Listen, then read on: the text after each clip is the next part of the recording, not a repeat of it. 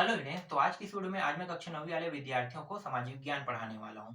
ये मेरा पहला वीडियो है सामाजिक विज्ञान का कक्षा 9वीं वालों के लिए। अगर मैं आप लोगों को जो पढ़ा रहा हूँ वो अच्छा लगेगा तो आप लोग अपना रिस्पॉन्स जरूर देना। अच्छा नहीं लगेगा तो मैं वीडियो को बीच में ही बंद कर दूंगा। तो अ, ये आपके रिस्पॉन्स के ऊपर तय करता है कि वीडियो आगे चलना है कि नहीं चलना है। रिस्पॉन्स कम मतलब वीडियो बंद, और रिस्पॉन्स अच्छा तो वीडियो आगे चलेगा। तो चलो क्लास को स्टार्ट करते हैं। तो ये जो सामाजिक विज्ञान है इसे हम अंग्रेजी में एसएसटी भी कहते हैं। आने वाले जब समय रहेगा तब आपको ये एसएसटी नाम देखने को सुनने को जरूर मिलेगा। तो अंग्रेजी में कई बार क्या होता है, शॉर्ट फॉर्म में सामाजिक विज्ञान ना लिख के एसएसटी लिख दिया जाता है।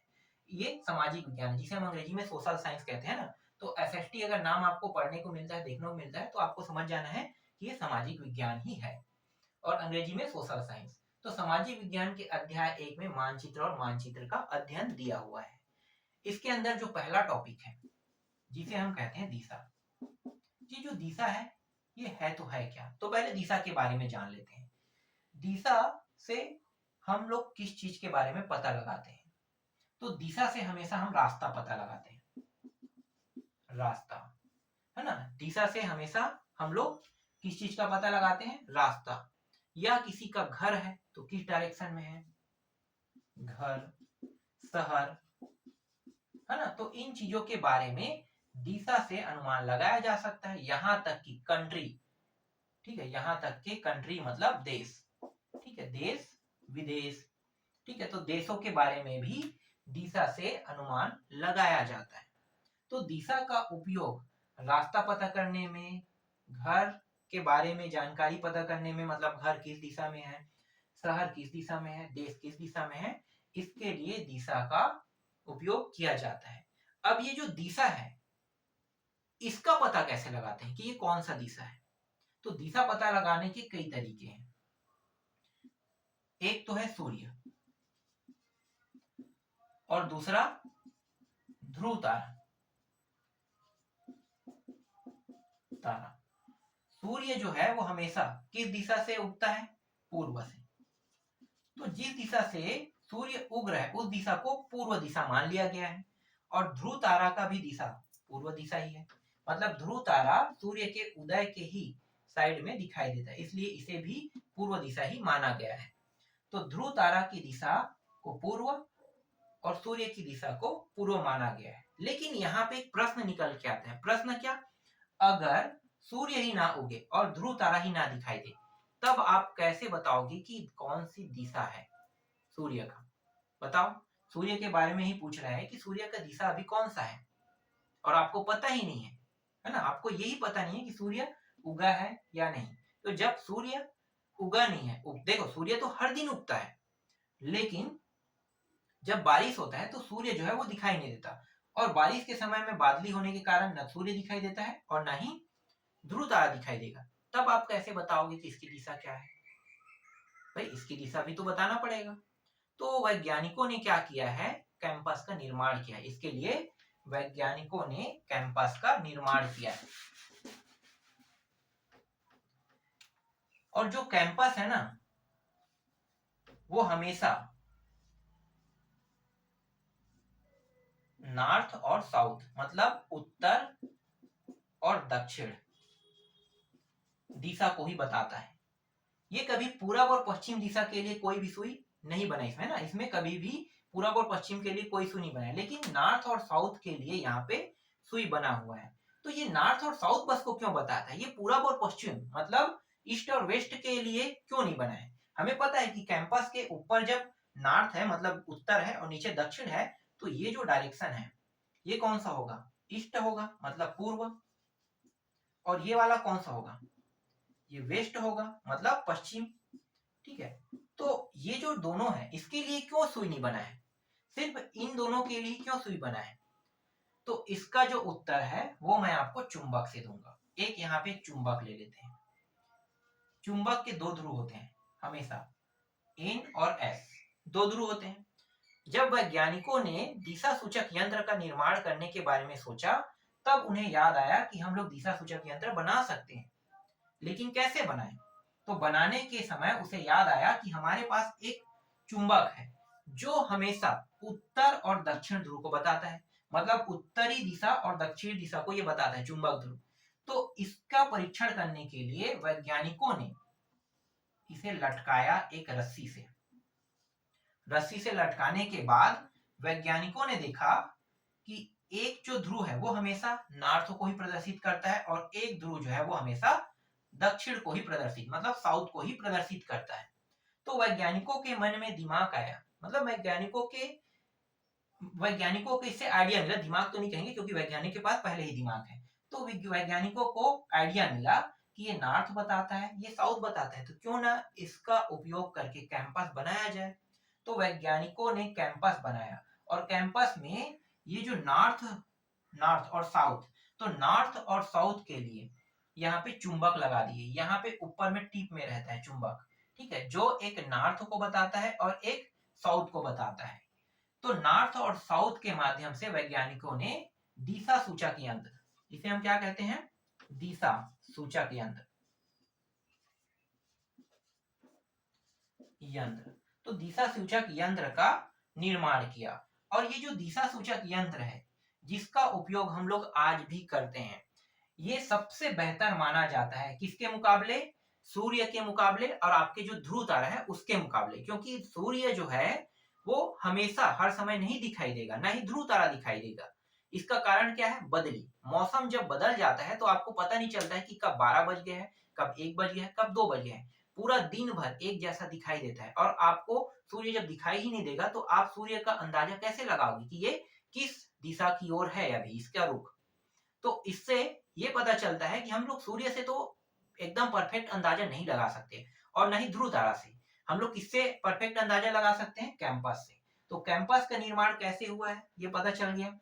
और ऐसा कोई सुई नहीं है जो ईस्ट और वेस्ट को बताए, इसीलिए कैंपस में ईस्ट वेस्ट के लिए कोई भी सुई नहीं लगाया है। ये क्लियर हुआ, दिशा के बारे में पता चल गया। अब दिशा के बारे में पूर्ण जानकारी जान लेते हैं, ठीक है। पूर्ण जानकारी, हमेशा ये जो ऊपर डायरेक्शन होता है, ठीक है, इसे हम नॉर्थ कहते हैं और हमेशा इसे साउथ, ये होता है ईस्ट और ये होता है वेस्ट। तो ईस्ट डायरेक्शन मतलब पूर्व दिशा ये हो गया, पश्चिम दिशा ये उत्तर और दक्षिण दिशा। इसके उप दिशा भी है, जैसे कि ये वाला ये वाला ये वाला ये वाला, ठीक है। इसमें उप दिशा में मैं सभी उप दिशाओं के बारे में नहीं बताऊंगा। अगर ये ईस्ट है तो ईस्ट से ऊपर की ओर जाएगा तो इसे हम कहते हैं ईस्ट नॉर्थ, ठीक है। ईस्ट नॉर्थ मतलब पूरब उत्तर दिशा, ठीक है, पूरब उत्तर। अब यहां से यहां पे नीचे की ओर आएंगे तो नॉर्थ वेस्ट मतलब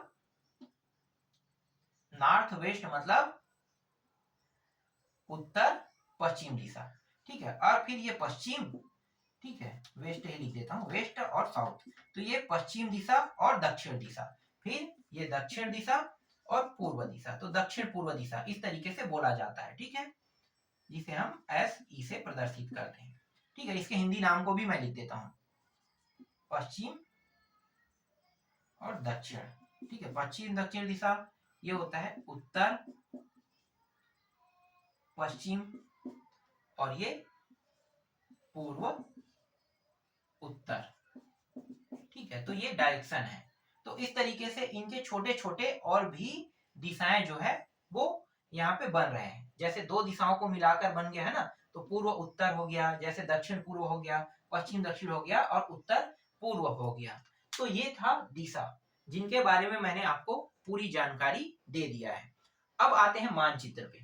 अब मानचित्र का जो दिशा है, ठीक है, मानचित्र का दिशा उसको जान लेते हैं। तो मानचित्र को जानने के लिए हमें थोड़ा सा नक्शा को देखना पड़ेगा, ठीक है। नक्शा तो भारत का मैं पहले नक्शा बना देता हूं, ठीक है। ये कुछ इस तरीके से रहता है, ये है भारत का नक्शा। यहाँ पे गुजरात राज्य है, छोटा सा बनाएंगे, ज्यादा बड़ा नहीं, ठीक है। ये इस तरीके से, यहाँ पे सिक्किम हो गया, फिर ये मणिपुर, ये अरुणाचल प्रदेश, इस तरीके से बांग्लादेश, फिर ये इस तरीके से आएगा, ठीक है। तो ये क्या है, भारत का नक्शा है। अब भारत के नक्शा में अगर आपसे कोई पूछता है कि भारत के नक्शा के पूर्व दिशा कौन है, पश्चिम दिशा कौन है, उत्तर कौन है, दक्षिण कौन है, तो आप कैसे बताओगे। तो सबसे पहले आपको क्या करना है, इस तरीके से दिशा वाला जो रेखा है वो बना लेना है। तो ये आपका कौन सा हो गया, पूर्व, ये पश्चिम, ये उत्तर और नीचे दक्षिण। ठीक है, अब देखो ये जो ब्लैक बोर्ड है इसमें ये जो डायरेक्शन है ये कौन सा डायरेक्शन है, देखो ना, इसे 4 हिस्से में बांट लो ना। भारत के नक्शे को देखो 4 हिस्से में बांट लेते हैं, ये रहा। अब 4 हिस्से में बढ़ गया तो देखो ये वाला जो रेखा है ये किस दिशा को बता रहा है, पूर्व को। ये वाला रेखा जो है वो किसको बता रहा है, पश्चिम को। ऊपर उत्तर को और नीचे दक्षिण दिशा को बता रहे हैं। तो इस तरीके से हम लोग किसी नक्शे का, है ना, जो नक्शा दिया है उसका पूरब पश्चिम उत्तर दक्षिण निकाल सकते हैं। अब ये जो भारत का जो नक्शा है इसमें कुछ राज्य भी है, उन राज्यों को ले लेते हैं। जैसे कि यहाँ पे गुजरात है, ठीक है, ये है गुजरात, और यहाँ पे छत्तीसगढ़ है। ठीक है, ये हमारा छत्तीसगढ़ है जिसे हम धान का कटोरा कहते हैं, छत्तीसगढ़। तो आपसे अगर प्रश्न पूछता है कि छत्तीसगढ़ के, देखो आपसे प्रश्न क्या पूछेगा कि छत्तीसगढ़ के किस साइड पर गुजरात है, अगर आपसे पूछता है तो छत्तीसगढ़ की किस साइड पर गुजरात बताओगे।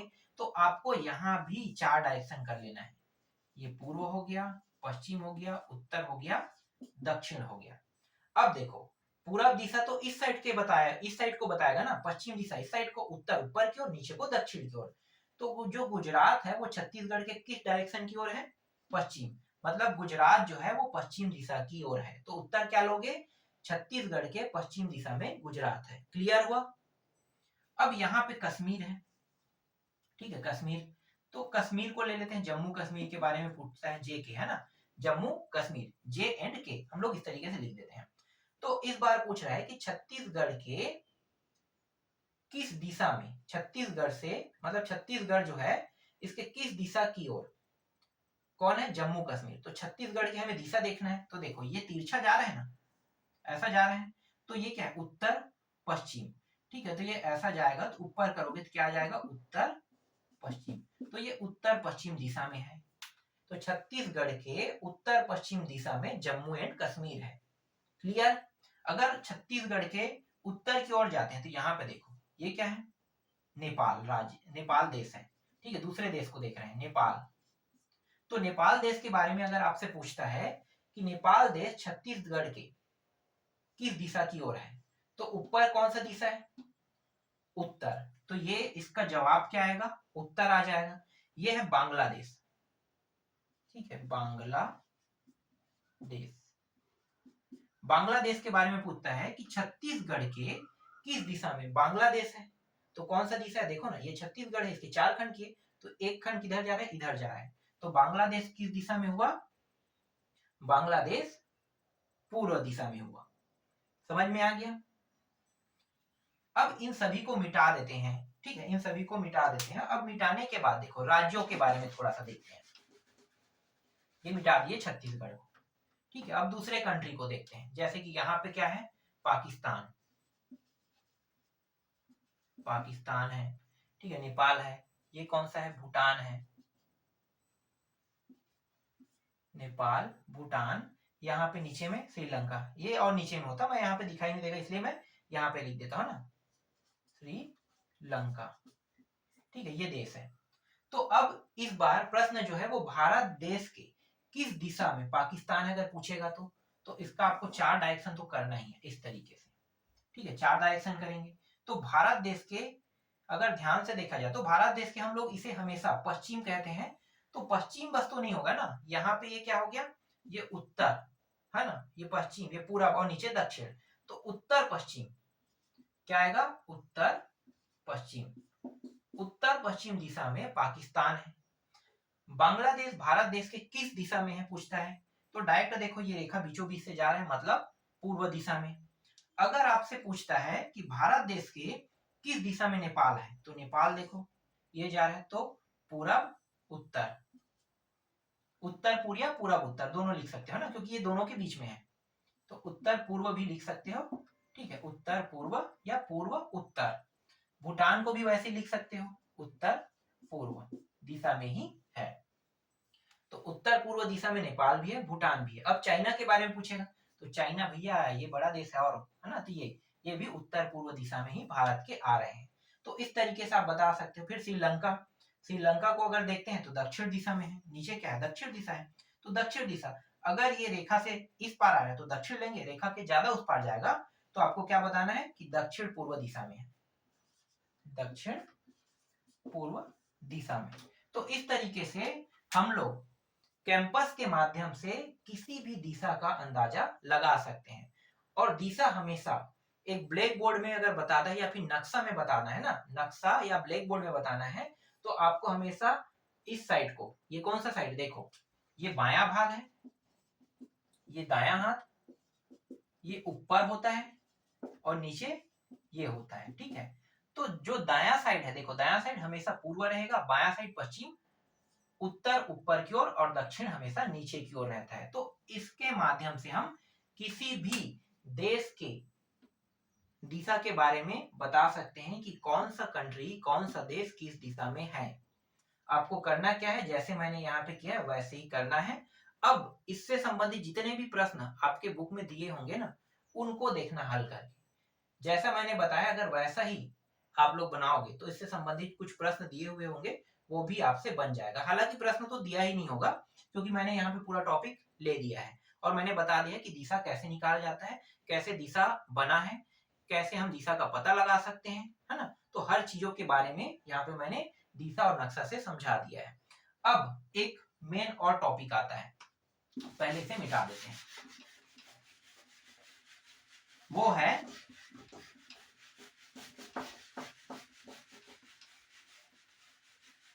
पैमाना। ठीक है, वो है पैमाना। पैमाना के बारे में जानते हैं। पैमाना, ये पैमाना होता क्या है? पैमाना के 3 टाइप होते हैं। एक होता है कथानक, कथानक ऐसी बोलचाल की भाषा को कथानक कहते हैं। दूसरा क्या होता है, 3 टाइप के होते हैं, मुझे भी थोड़ा सा तीनों टाइप के बारे में पता नहीं है, 3 टाइप का होता है। तो चलो मैं तीनों टाइप के पैमाने को एक में ही मान के कर देता हूँ, ठीक है। जब आप लोग कथानक और इनके तीनों टाइप को पढ़ोगे तो तीनों टाइप में जो देखने को मिलेगा वो सेम ही देखने को मिलेगा, है ना। कथानक होता है सिर्फ एक प्रकार का बोलचाल का होता है। तो बोलचाल में कह दे कि 10 किलोमीटर को 1 किलोमीटर या 1 सेंटीमीटर बना दो तो ये कथानक हो गया, है ना। उसके बाद आते हैं तथात्मक। तथात्मक या कुछ अलग दिया हुआ है, मेरे पास बुक नहीं है, मैं पूरा का पूरा जो टॉपिक है 1-2 बार देखा हूँ, देखने के बाद आपको पढ़ा रहा हूँ। और ये जो टॉपिक है छत्तीसगढ़ बोर्ड के जो एप्लीकेशन वहां से मैंने इनके टॉपिकों को निकाला है, ठीक है। जल्दी मेरे पास बुक आ जाएगा, बुक देखूंगा तो मुझे टॉपिक जो है वो एकदम करेक्टली याद रहेगा। तो टॉपिक दूसरा मुझे याद नहीं, तीसरा याद नहीं, लेकिन मैं यहाँ पे इन तीनों टॉपिकों को एक में करके ही पढ़ाता हूँ। आप लोग क्या करना, ये जो कथानक है और जो 3 टॉपिक है जिनके नाम मुझे याद नहीं आ रहे हैं, उन तीनों टॉपिकों को देख लेना। मैं यहाँ पे एकदम सिंपल और सरल तरीके से बता देता हूँ पैमाना, ठीक है। पैमाना क्या होता है, तो देखो ये है भारत का नक्शा, ठीक है, भारत का नक्शा। चलो छोटा सा ले लेते हैं इसको भी इस तरीके से, फिर यहाँ पे गुजरात, फिर ये, और ये ज्यादा बड़ा हो जाएगा, ठीक है। ये नेपाल, भूटान, फिर ये बांग्लादेश, और ये रहा इस तरीके से, ठीक है। तो इसकी लंबाई और चौड़ाई, है ना, मतलब ये यहाँ से यहाँ की दूरी और यहाँ से यहाँ की दूरी, ठीक है। पैमाना निकालेंगे तो इसी आधार पे पैमाना निकालते हैं। और इससे और सरल करना चाहते हैं तो सबसे अच्छा है खेत। खेत को ले लेते हैं। चलो नक्शे को समझोगे तो कठिन लगेगा, खेत बहुत आसान रहता है क्योंकि खेत के बारे में आप लोग जानते ही हो। तो खेत को ले लेते हैं, ठीक है। खेत, खेत जो होता है वो 1 एकड़ 2 एकड़ यही आसपास रहता है। 1 एकड़, 1 एकड़ में कितने डिसमिल होते हैं, 100 डिसमिल, ठीक है। 1 एकड़ में 100 डिसमिल होता है, ठीक है। तो 1 एकड़ में 100 डिसमिल। और एक स्केल, एक स्केल, एक स्केल जो है वो 1 सेंटीमीटर, 2, 3, 4 इस तरीके से ये 12 सेंटीमीटर और बढ़ते जाते हैं। मतलब समझो कि ये सेंटीमीटर के हिसाब से रहता है, तो हम लोग सेंटीमीटर के हिसाब से लेंगे। तो जब भी किसी का पैमाना निकालते हैं, ठीक है, जब भी किसी का पैमाना निकालते हैं तो हमें ये देखना होता है कि ये जो 100 डिसमिल खेत है, क्या हम उसे एक पेपर में ड्रॉ कर सकते हैं? बिल्कुल कर सकते हैं। जो पटवारी होते हैं वो लोग क्या करते हैं, पेपर में ही तो ड्रॉ करते हैं ना। पेपर में ड्रॉ करके रखते हैं कि ये जो खेत है वो 100 डिसमिल है, लेकिन 100 डिसमिल जो जगह है अगर उसे नापोगे और उसके लिए उतना बड़ा पेपर लाओगे तो उतना बड़ा पेपर कहाँ से आएगा। और चलो मान लो तुमने एडजस्ट कर भी लिया, तो भाई वैसे एक खेत नहीं है, वैसे तो कई खेत है, और सभी खेतों की जानकारी, फिर उसमें गांवों की जानकारी, गांव में कितना जगह किसका है, कितना शासकीय है, कितना जो है वो प्राइवेट जगह है, किनके पास कितना कोठार है ना, किनके पास कितना घर है, घर की जमीन कितना है। तो इन सभी को ड्रॉ तो करना पड़ेगा, और उन सभी को ड्रॉ करने के लिए जब हमारे पास एक के लिए पेपर ऐड नहीं कर पा रहे हैं, एक के लिए उतना बड़ा पेपर नहीं ला सकते, तो सभी के लिए कैसे उतना बड़ा पेपर लाएं। तो इसके लिए क्या करते हैं, इसके लिए क्या करते हैं, इसके लिए पैमाना मानते हैं। ठीक है, पैमाना। तो पैमाना कैसे मानोगे, जब आप एक पूरा ड्राइंग पेपर या ड्राइंग शीट लेते हो तो उसमें सभी में पैमाना आपको एक ही मानना है, अलग अलग नहीं। जैसे गांव का नक्शा बनाओगे तो गांव का जो एरिया है उसे जब लोगे तो उसके लिए भी आपको पैमाना बनाना पड़ेगा, है ना। खेत के लिए भी पैमाना बनाएंगे, तो हम लोग खेत के पैमाना से समझ रहे हैं। जैसे कि मुझे पैमाना मानना है, मुझे पता है कि मैं 100 डिसमिल को एक बड़े से पेपर में नहीं ले सकता, तो मैं 100 डिसमिल के हिस्से को मैं छोटा तो कर सकता हूँ ना। कैसे छोटा करूंगा, तो ये जो सेंटीमीटर वाला जो स्केल दिया हुआ है ये बताएगा कि हमें कितने सेंटीमीटर को मानना है, ये आपके ऊपर तय करता है। आप 5 सेंटीमीटर को 1 डिसमिल मान सकते हो, 1 सेंटीमीटर को 1 डिसमिल मान सकते हो, ये आपके ऊपर तय करता है, लेकिन पैमाना सही होना चाहिए। तो यहाँ पे मैं क्या कर रहा हूँ, 1 सेंटीमीटर के बराबर 1 डिसमिल, ठीक है। 1 सेंटीमीटर बराबर मैं यहाँ पे क्या मान रहा हूँ, 1 डिसमिल मान रहा हूँ।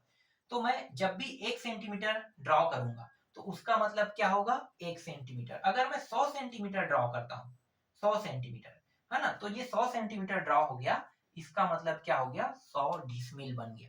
क्लियर हो ये टॉपिक, समझ में आया, नहीं आया तो और देख लेते हैं। अब डिसमिल को हटाकर मीटर में लिख देते हैं, चलो अब इसे मीटर में लिखते हैं। ठीक है, ये खेत जो है इस बार किसमें आ गया, मीटर में, क्योंकि डिसमिल थोड़ा सा अजीब लगेगा, तो चलो अब मीटर में लगा लेते हैं। तो ये 100 मीटर तक ही मैं ले रहा हूँ। अब 100 मीटर ले रहा हूं तो 1 सेंटीमीटर बराबर कितना मीटर मानूंगा, 1 मीटर। जरूरी नहीं कि मैं एक ही मानूं, इसे मैं बढ़ा सकता हूं, मैं इसे 10 मीटर भी मान सकता हूं। चलो 10 मीटर कर देते हैं। तो 1 सेंटीमीटर के बराबर 10 मीटर, मतलब अगर मैं यहाँ पे 1 सेंटीमीटर कागज पे ड्रॉ करता हूं, है ना, ध्यान देना, ये मैंने 1 सेंटीमीटर कागज पे ड्रॉ किया इतना, तो मैंने 1 सेंटीमीटर को कितना सेंटीमीटर दर्शाया है, 10 सेंटीमीटर। इसका मतलब ये 10 मीटर होगा। ठीक है, 1 सेंटीमीटर को 10 मीटर दर्शाए। वैसे ही मैं इसके कितने खंड करूंगा, 100 मीटर तक जाऊंगा, दूसरा, तीसरा, चौथा, पांचवा, छठवां, सातवां, आठवां, नौवां, 10वां, तो ये 10वां है। तो जब मैं यहाँ पे 10 सेंटीमीटर कागज पे ड्रॉ करूंगा, कितना, 10 सेंटीमीटर, तो इसका मतलब क्या होगा, इसका मतलब यहां से यहां की जो ओरिजिनल लंबाई है जिसे हमने कागज में ड्रॉ किया है वो कितना है, 100 मीटर होगा। ठीक है, तो इस तरीके से पैमाना माना जाता है, समझ में आ गया। डायरेक्ट यहाँ पे आप 10 सेंटीमीटर बराबर 100 सेंटीमीटर भी पैमाना लिख सकते हैं। तो डायरेक्ट जब 10 सेंटीमीटर आप इस तरीके से ड्रॉ करोगे तो इसका मतलब कितना हो गया, 100 मीटर हो गया। तो ये इस तरीके से पैमाना जो है वो माना जाता है। क्लियर, पैमाना से संबंधित और भी प्रश्न बनाए जा सकते हैं, लेकिन मुझे नहीं लगता है कि इससे ज्यादा और आपको बताने की जरूरत है। ये आसान है और सरल है। ये पैमाना जो होता है ये जो है हमेशा स्केल को ही लेकर मानते हैं। तो एक स्केल जो है वो सेंटीमीटर में रहता है, सेंटीमीटर को हम लोग मानते हैं, और सेंटीमीटर के बगल में जो रहता है उसको हम क्या मानते हैं, मीटर वाला, है ना। तो 1 सेंटीमीटर बराबर मैंने 10 सेंटीमीटर माना। अगर 10 सेंटीमीटर लिख रहा हूं तो उसको कितना रखेंगे, मीटर में लिखेंगे। अगर यहाँ भी सेंटीमीटर है तो भैया इसको भी सेंटीमीटर में कन्वर्ट कर देते हैं। ठीक है, तो 1 मीटर में कितना होता है, चलो ये भी मैं बता देता हूँ। अभी तो मैंने मीटर में बताया था ना, अब यहाँ पे मेन खेल और करते हैं। ठीक है, थोड़ा सा और यहाँ पे समझा देता हूँ, जो डाउट है वो पूरा क्लियर होना चाहिए। तो डाउट को पूरा पूरा क्लियर करने के लिए यहाँ पे फिर से मैं क्या करूंगा, एक खेत बना दूंगा। ठीक है, इंक खत्म हो गया क्या, नहीं अभी बचा होगा। ठीक है, ये खेत है।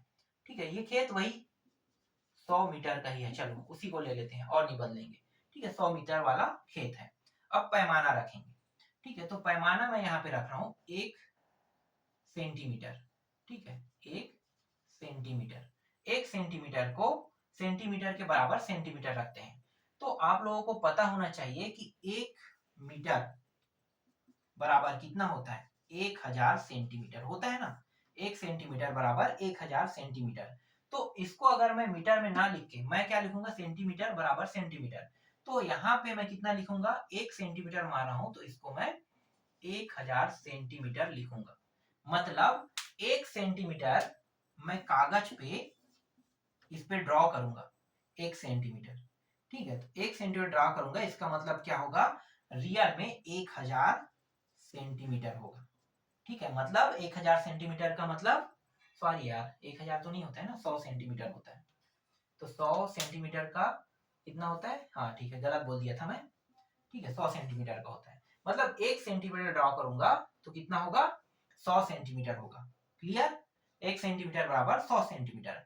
अगर इसी को डायरेक्ट 10 सेंटीमीटर में पूरा बांटना है, सिर्फ 10 सेंटीमीटर में, तो पैमाना में थोड़ा सा बदलाव कर देते हैं, 10 सेंटीमीटर बराबर।